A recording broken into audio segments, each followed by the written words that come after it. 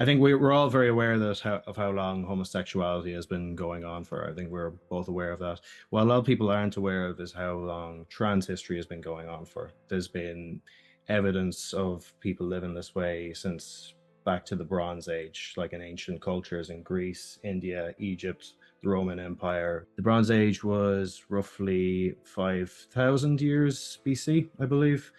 The first believed find of a trans person, a male skeleton wearing a female dress, was discovered, I believe, in Italy, dating back to over 5,000 BC, which would have meant like alive during the time of the mammoths, which is interesting.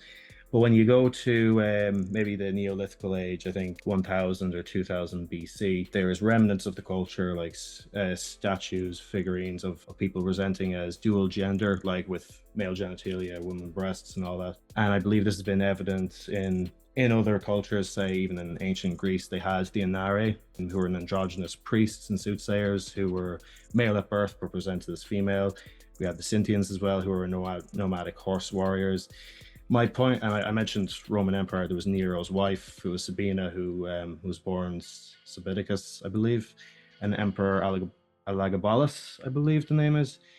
There is traditions that you can find going all the way back. And I'll be honest with you guys, like I have a lot of close people in even in my family, like close friends, extended members of my family who are trans, But even before that, even through friends I knew, I did not get it at all. I think when I was a kid in school, I would think, oh, this is like, I wasn't necessarily homophobic, but I thought, say, trans stuff would be like, what are you talking about? You can't be a woman.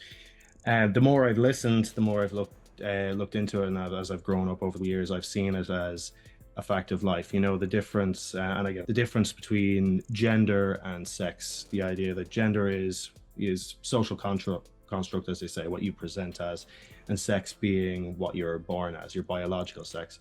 There's a reason, like in social context, if you're filling out a form, they'll ask you for your gender and what you present as. And the reason when you go into a hospital that you'll fill out a form and you'll put down your sex, because that's when your biology really matters.